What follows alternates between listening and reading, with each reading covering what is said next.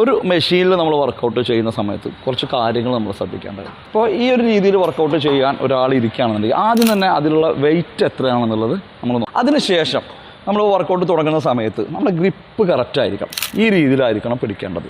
പക്ഷേ ഈ രീതിയിൽ പിടിക്കുമ്പോൾ മാത്രമേ നമുക്ക് സ്ട്രെങ്ത്ത് കിട്ടുള്ളൂ. വർക്കൗട്ട് ചെയ്യുന്ന സമയത്ത് നമ്മൾ പ്രധാനമായിട്ട് ശ്രദ്ധിക്കേണ്ട കാര്യമാണ് ബ്രീത്ത് ഔട്ട് ബ്രീത്ത് ഇൻ എന്നുള്ളത്. ഈ ഒരു സമയത്താണ് നമുക്ക് പ്രയാസം. ആ സമയത്ത് ബ്രീത്ത് ഔട്ട് ചെയ്യുക, ബ്രീത്ത് ഇൻ ചെയ്യുക, ബ്രീത്ത് ഔട്ട് ചെയ്യുക, ബ്രീത്ത് ഇൻ ചെയ്യുക.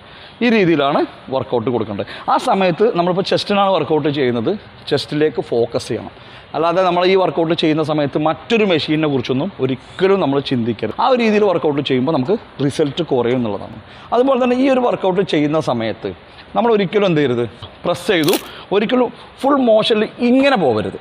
നമ്മൾ മസിലിലേക്ക് ശ്രദ്ധിച്ചുകൊണ്ട് പതുക്കെ വർക്കൗട്ട് ചെയ്യുന്നതാണ് നല്ലത്. ഈ ഒരു രീതിയിൽ നിങ്ങൾ വർക്കൗട്ട് ചെയ്യുകയാണെങ്കിൽ തീർച്ചയായിട്ടും നിങ്ങളുടെ ശരീരം മാറുകയും ചെയ്യും. അതുപോലെ നിങ്ങൾക്ക് പരിക്കുകളൊന്നും ഇല്ലാതെ വർക്കൗട്ട് ചെയ്യാനും സാധിക്കും.